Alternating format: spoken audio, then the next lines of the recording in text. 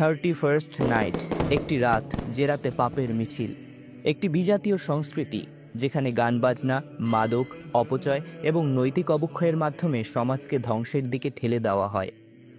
এক রাতের আনন্দের নামে যে সংস্কৃতি আমাদের ঈমান, নৈতিকতা এবং সমাজের শান্তি ধ্বংস করে, তা কি মুসলিম উম্মার জন্য গ্রহণযোগ্য হতে পারে? চলুন দেখি আমাদের কুরআন এবং হাদিস এ সম্পর্কে আমাদের কি বার্তা দেয়।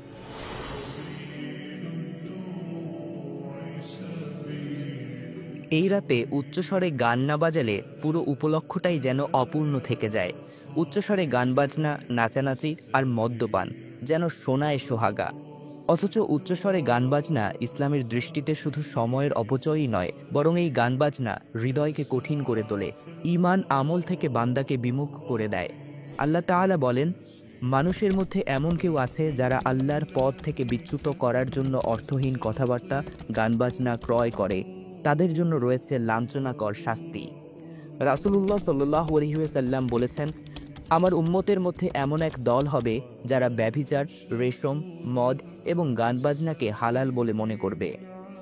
এই পাপের রাতে বাজি ফোটানো এই প্রজন্মের ছেলেমেয়েদের চিরাচরিত স্বভাব। অথচ এই বাজি ফোটানোর কারণে সদ্য জন্ম নেওয়া শিশু কিংবা অসুস্থ বৃদ্ধ মানুষদের যে কী পরিমাণ জীবনের হুমকি পোহাতে হয় এবং কী ধরনের যন্ত্রণা সহ্য করতে হয়, তা ভুক্তভোগীদের পরিবার জানে। বাজি ফোটানোর কারণে শিশু মৃত্যুর সংবাদ তো প্রতি বছরই দেখা যায় পত্রিকায়। এটি একটি অযথা অপচয়। 31st নাইটে বাজি ফুটিয়ে আমরা শুধুমাত্র অর্থের অপচয় করি না, বরং প্রকৃতির ভারসাম্য নষ্ট করি এবং প্রাণীদের হত্যা করি।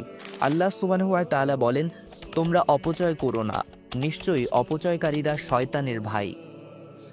মাদক সেবন ইসলামে স্পষ্টভাবে হারাম। এটি মানুষের বিবেক নষ্ট করে এবং পাপাচারের দিকে ঠেলে দেয়। অথচ 31st নাইটে মাদক সেবন যুবক যুবতীদের কাছে খুবই কমন বিষয় মনে হয়। কত শত যুবক যুবতী যে এই রাতে মাদক সেবন করে উন্মাদ হয়ে থাকে, তার ইয়ত্তা নেই।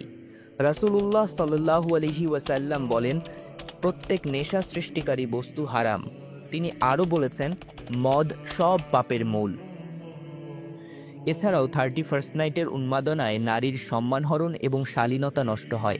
মাহরাম গায়রে মাহরামের চিন্তা না করেই নারী পুরুষ একসাথে অবাধে মদ্যপান এবং নিষিদ্ধ আনন্দে লিপ্ত হয় এই রাতে। অথচ ইসলাম নারীর মর্যাদাকে সর্বোচ্চ স্থানে রাখে। আল্লাহ সুবহানাহু ওয়া তাআলা বলেন, মুমিন নারীদের বলুন তারা যেন নিজেদের দৃষ্টি সংযত রাখে এবং লজ্জাস্থান হেফাজত করে। সুতরাং ভাইরা, একটু থামুন, ঠান্ডা মাথায় চিন্তা করুন। এক রাতের মিথ্যা আনন্দের বিনিময়ে আমরা কি আমাদের ঈমান ও আখিরাত নষ্ট করতে পারি?